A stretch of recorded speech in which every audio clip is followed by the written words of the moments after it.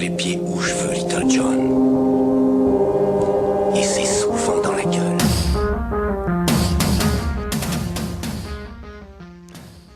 Adrien, voyageur des ondes aux valises toujours prêtes juste sous tes yeux. Pierrick, animateur swag aux effluves virils de musc. Auditeur, sublime et matinal, mon cœur. Dimanche dernier, je n'avais rien à faire. C'est souvent comme ça le dimanche. Ce jour tardif, lanterne rouge de nos semaines. Le samedi, ça va. Parce que le samedi, on sent qu'il fait un effort. Le samedi, on y case tout ce qu'on a voulu faire les 5 jours précédents sans y arriver. Le samedi, ça bouge. Le samedi, c'est l'élève un peu roublard qui fout rien, sort jusqu'à pas d'heure, mais s'arrache le slip la veille des examens pour sauver les meubles. Alors que le dimanche... Le dimanche, lui, roupille, gangréné par la lassitude. Le dimanche n'est qu'un bon à rien. De tout ce qui se passe le dimanche, rien ne compte vraiment. On lui réserve les pires emmerdeurs. Le dimanche, on visite les grands-parents, on déjeune en famille, on va aux champignons, on prend des photos de sa bite, on soigne sa gueule de bois, on prie Dieu, on vote. Rien de bon n'arrive le dimanche. Même feu les films de cul du dimanche sur M6 il y a bien longtemps étaient chiants. Dimanche dernier, disais-je donc, avant de vous perdre dans mes divagations dominicales, je n'avais rien à faire, alors j'ai décidé de zoner sur les internets. Quoi de plus facile que de se perdre bondissant de lien en lien dans la jungle numérique. Je n'étais plus qu'un vulgaire moustique piégé dans la toile, un zombie hagard errant sans but, guidé seulement par les plus médiocres de mes jugements.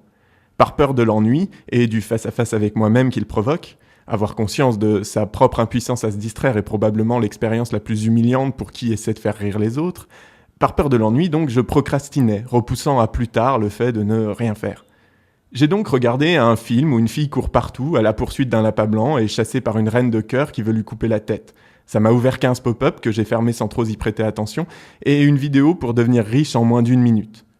Je sais que le film n'est pas vraiment gratuit, que je viens de payer avec un peu de mon cerveau. J'ai glandé sur Facebook, j'ai liké une vidéo de chat, j'ai commenté un statut stupide. Mon pouce en l'air et mes réparties sarcastiques ne sont pas anodines. Je sais qu'elles comptent dans les statistiques et participent à la mise en avant de cette vidéo de chat et de ce commentaire stupide. J'ai partagé un article sur le droit de vote et le tirage au sort, parce que j'ai trouvé ça intéressant, cette remise en cause de l'idéal démocratique qu'on nous inculque depuis tout petit.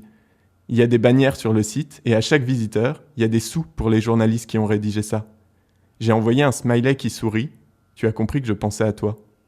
Aucune de nos actions sur Internet n'est anodine. À chaque clic, à chaque commentaire, à chaque fois qu'une page s'ouvre à nos yeux, on justifie l'existence du contenu que l'on voit.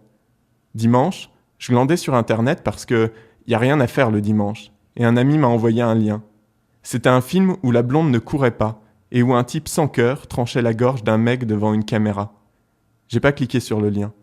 Pas seulement parce que je veux conserver mon privilège de petit blanc bien loti qui n'a vu le sang couler que dans les films de Tarantino, mais parce que je sais que mon clic ne vaut pas rien. Je sais qu'à la seconde où je lance ce lien, je cautionne ces fanatiques qui tuent un homme pour une cause abjecte que personne ne reconnaît.